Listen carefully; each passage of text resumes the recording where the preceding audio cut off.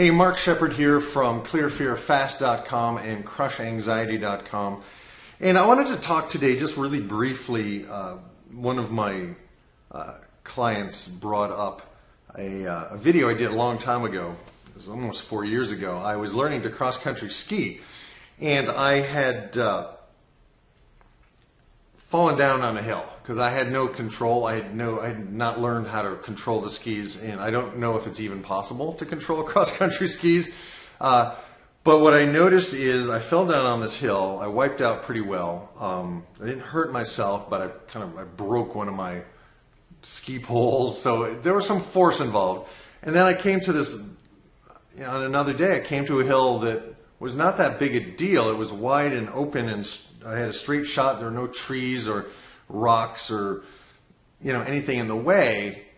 And I went to the top of the hill and I was like, oh, I'm going to go down this hill. But all of a sudden, like a bunch of fear came over me, or anxiety or panic. And what had happened was I had actually installed a new phobia.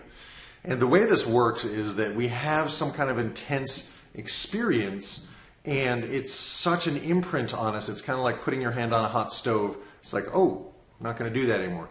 And so your unconscious mind kind of does that. We call it a one-time learning event. And essentially, you can continue to install new phobias in your life if that's something you have a tendency to do. Now, I've said this over and over again, but it bears repeating. There are no dumb anxiety clients. The anxiety clients I work with, I love because they're so much like me. We make vivid pictures in our imaginations. Unfortunately, those pictures are often realistically bad. They're like, we imagine the worst case scenario. And if you'll notice, you probably do something we call the what ifs. Well, what if I get this anxiety program and it doesn't work? Well, I've handled that. If it doesn't work for you, then you get your money back. But the bottom line is it does work if you work it, right? So I did this video a while ago where I was literally on the hill and I was describing what I was doing to overcome this phobia. And I was using EFT, I was tapping, I was also using some of the anxiety crushers that I teach in my course. And I was able to go down the hill. And the client at the time commented that, oh, well, he was disappointed because he thought, since I teach how to overcome anxiety, I wouldn't have a problem with anxiety. And that's a false belief. Here's the deal. There's no cure for anxiety. There's no cure. Because anxiety is, what is it? It is thinking about what you do not want to have happen. Write this down. Anxiety is thinking about what I do not want to have happen. Right? So, that's what separates us from animals. We can think ahead to the future and imagine a scenario that we don't want to have happen.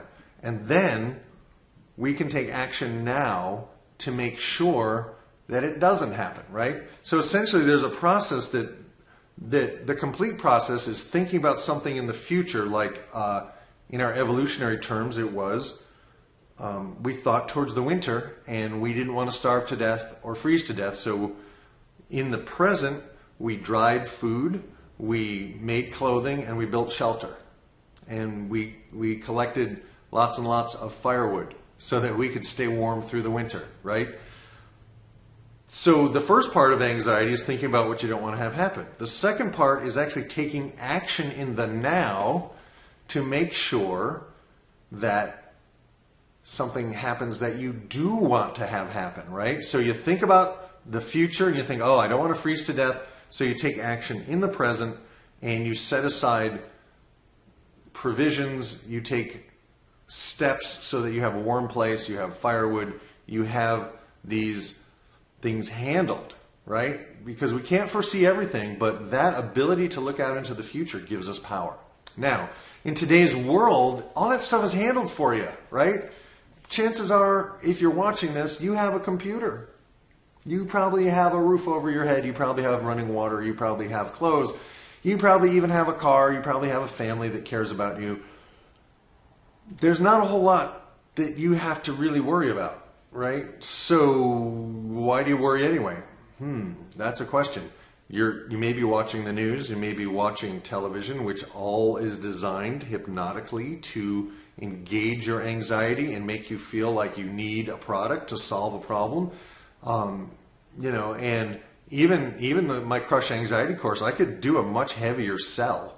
I could really grind in to how you really need this and you should, but I tend to not want to do that because I want people that will take action, because that's the first step. You'll always be able to think about what you don't want to have happen. Now you have some choices.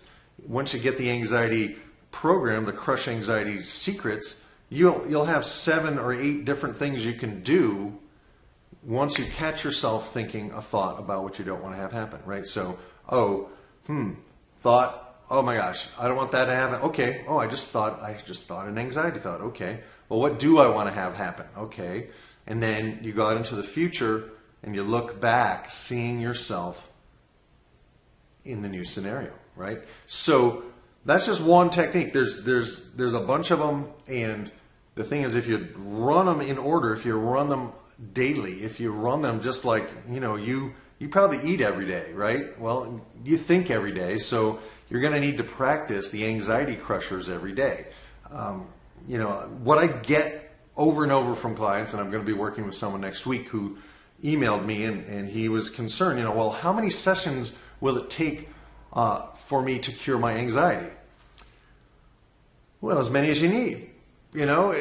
For some people, one session and they get, I've been thinking thoughts that I don't want to have happen. I've been thinking about what I don't want to have happen. That's really what worry is. When you worry about a loved one, you're imagining something bad happening to them. That's a negative prayer. Why would you think that? Catch yourself thinking it and change the thought. It could be as simple as that.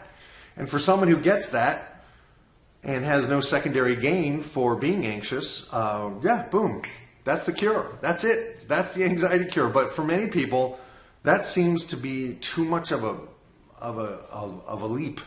So we need some tools, and I use tools every day. Every day. I'm self-employed. I don't know exactly how much money I'm going to make every week.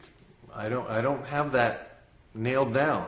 So I could think, what if this client cancels, or what if that check doesn't clear, or what if that and that. I could do all that. But it's like when I stop and change that thought and imagine myself helping people, imagine me doing my best work with music, with art, with my transformational work, with my personal coaching, with my speaking, with my writing, all the different things that I do, and I just go out into the future and see that happening in ways that are better than I can possibly imagine, then that changes my biochemistry in my body. All right? So that's it for today. I wanted to give you some substance, something to really think about. And it may be a repeat of something I've said before, but sometimes we need to hear it over and over and over again. Remember, anxiety is thinking about what you do not want to have happen. And your body feels it. Your body will go into a fight or flight reaction based on your thoughts. So that's it for today. I want to keep this short. Thanks so much. Mark Shepard, America's Stop Anxiety expert.